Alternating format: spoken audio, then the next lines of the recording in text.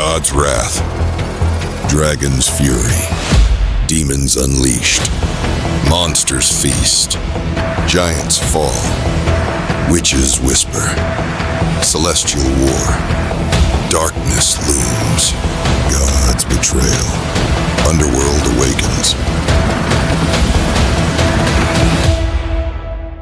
Ah, traveler, you've seen the struggles of gods and men, but power, true power, it lies elsewhere. The giants, the earth shakers, the dragons, arrogant lords of the sky, the demons, schemers of the abyss, the monsters raw and untamed. And the witches, well, they know more than they let on. Curious? Good. But remember, knowledge has its price.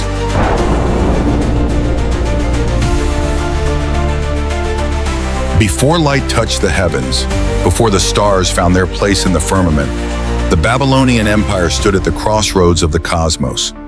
A world without the shackles of heaven or the torment of hell. A realm where fate was not bound by good or evil, but by power, by the struggle of 7 ancient races. These races were not merely born, they were forged, shaped from the essence of the universe itself. Gifted with power, yet burdened with curses, they walked a delicate path between destiny and destruction. The gods were the first. Born from the chaos before creation, they wove the fabric of existence with their will alone. Their power was infinite, their forms woven from the threads of time and space. In their presence, the air trembled, reality itself yielding to their command. But even gods are not beyond weakness. Their power was bound to the very balance of the cosmos, an eternal cycle of creation and destruction. Any disruption could shake the foundations of their dominion. They were rulers, yet not omnipotent. They shaped the world, yet could not command its will. To the humans, they were divine protectors, but to others, the demons, the cursed, the forgotten. They were tyrants, clinging to power that was never theirs to keep. The land was a tapestry of eternity, from the fertile plains of the Euphrates to the sacred mountains where dragons wove their own legends. The Scapi, an indigo abyss, hid the secrets of creation, while the earth pulsed with the lifeblood of all who called it home. Each race wielded strength, yet bore weakness. Some sought dominion, others survival. But the balance was fragile. Millennia of war and uneasy peace, each moment teetering on the edge of chaos. And then there were the humans, the weakest of all, fragile as dying embers in the eternal night.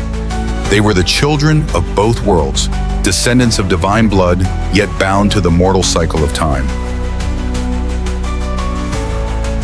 Unlike the others, they were not defined by power, but by purpose. What they lacked in might, they gained in something far greater: resilience. Their mortality did not weaken them.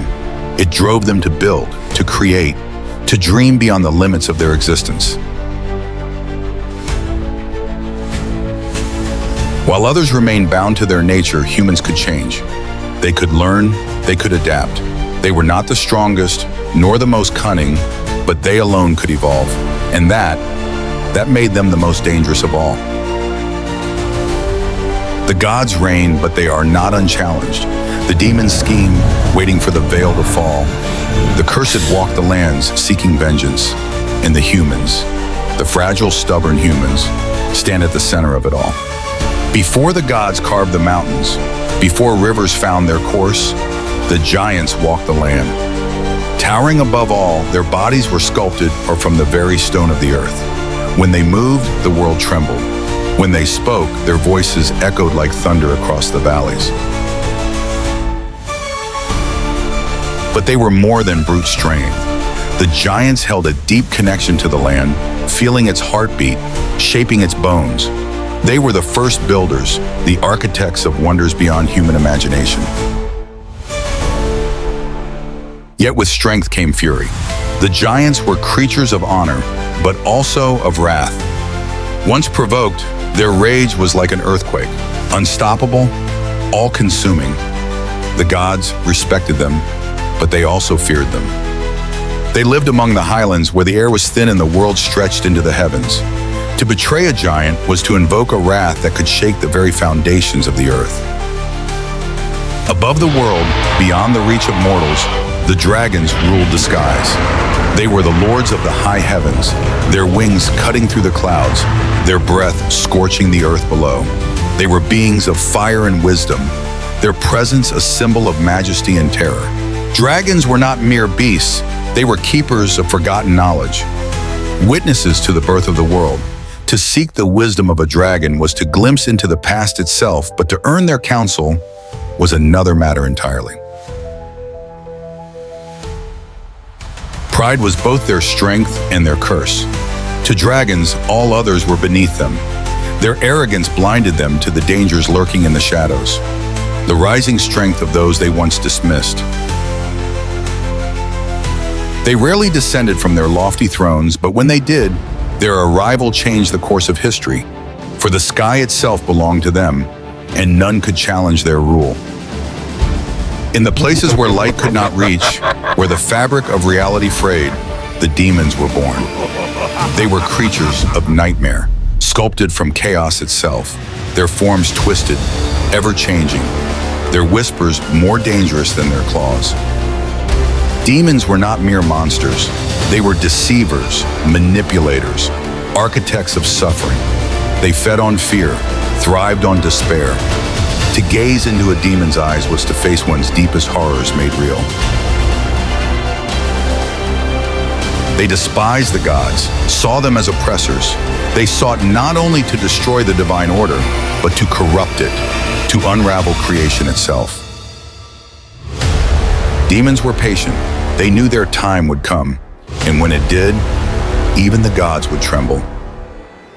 Beyond the reach of gods and kings, where civilization fades into wilderness, monsters roam. They were the children of chaos, creatures of raw instinct, untouched by reason, unshaped by fate. They did not seek war, nor conquest. They sought only to survive, and in their world, survival was war enough. The gods had no dominion over them. The laws of man meant nothing. They were as ancient as the earth itself, as wild as the storms that shaped it. To fight a monster was to challenge nature itself. Between life and death, between light and shadow, the witches walked. They were neither divine nor damned, yet feared by both. Keepers of lost knowledge, wielders of forgotten power. They wove spells from the very fabric of the world. But magic came at a price. Power demanded sacrifice, and the witches had long since paid the cost. They did not seek war nor favor. They sought only balance, and when the world threatened to tip, they alone decided which way it would fall.